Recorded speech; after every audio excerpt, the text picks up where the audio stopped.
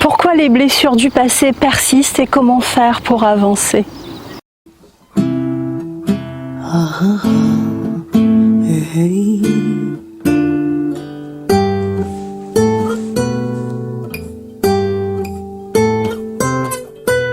Bonjour, Rubina Kodadine avec vous pour cette vidéo. Quand on parle des blessures du passé et leur guérison, il y a 3 parties dans cette guérison et c'est ce que moi j'appelle guérison. Du moins c'est tel que je le pratique, tel que je le transmets et tel que ça marche. La guérison consiste en l'étape, en la notion de libération, réparation et avancement. Donc si on a la sensation que les blessures persistent, c'est qu'il y a certainement un de ces 3 aspects ou un bout de ces 3 aspects qui est incomplet. C'est pour ça qu'on dit aussi qu'une guérison profonde met énormément de temps parce que on peut être très au point par rapport à la libération, mais pas du tout par rapport à la réparation et inversement. Donc je vais vous donner un exemple concret pour illustrer.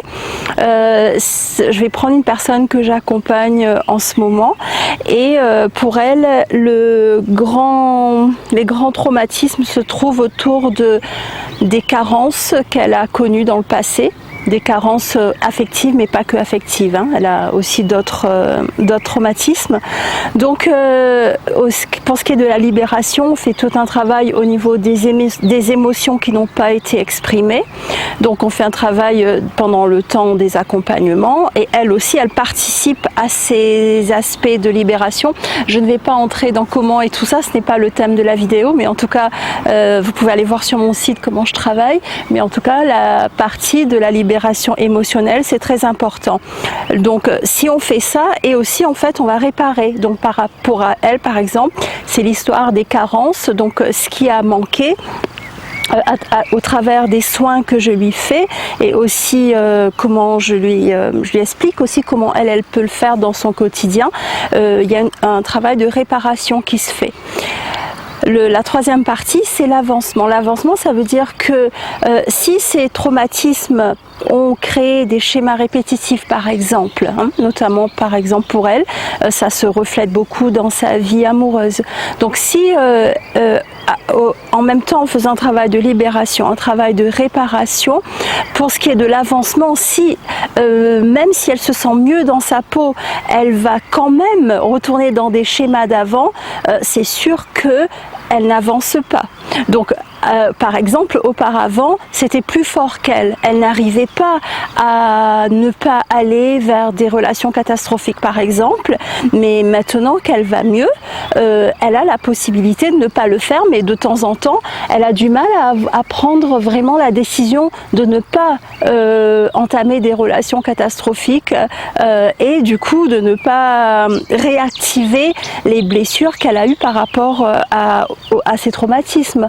Donc il y a l'aspect libération, l'aspect réparation et l'aspect avancement. Donc ce qui serait intéressant serait... La suite arrive, mais avant d'oublier, merci de liker la vidéo et pourquoi pas, rejoignez-moi, abonnez-vous et cliquez la cloche des notifications. Ce qui peut donc être intéressant, c'est de voir dans ces 3 niveaux, libération, réparation et avancement, ou est-ce que c'est plus difficile pour vous? Et à ce moment-là, faire un travail plus axé là-dessus. Je vais vous donner un exemple d'une personne que j'accompagne et au niveau de l'avancement, c'est-à-dire qu'elle arrive à faire des choix différents, elle a ce qu'on appelle une grande conscience de choses, de ses actions et tout ça. Donc dans la vie, vraiment, elle avance. En revanche, elle sent très bien que son corps va mal, par exemple, cette personne en particulier, son corps va très très mal. Donc donc elle se sent, d'un côté elle sent qu'elle avance, mais d'un côté elle sent qu'elle a du mal elle se sent pas guérie parce que maintenant son corps est tendu et son corps va très mal. Donc pour elle, c'est la partie libération et réparation qui n'a pas été faite.